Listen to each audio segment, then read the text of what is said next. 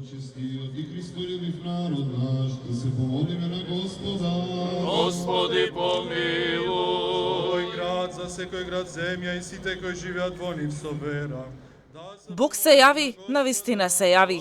Православните христијански верници го празнуваат празникот Богојавление.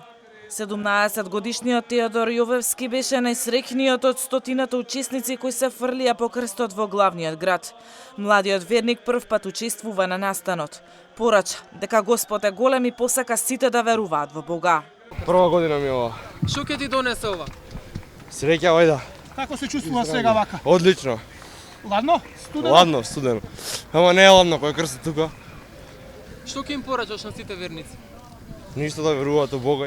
Одбележувањето на празникот Богојавление почна во храмот Рождество на Пресвета Богородица, каде што чиноначалствуваше владиката Јосеф.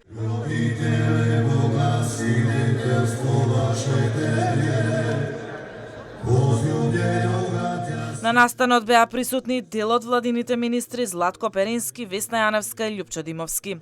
Празникот Богојавление се одбележува уште од вториот век. На овој ден, според христијанското предание, Свети Јован Крстител го крстил Исус Христос во реката Јордан. Празникот се нарекува уште и водици поради големиот водосвет што го извршува црквата на овој ден. Според верувањето, оној кој ќе го фати крстот ќе го следи среќа и благослов цела година. Фаќањето на крстот значи соединување на човекот со Христа, а се верува дека со положувањето на крстот водите стануваат лековити.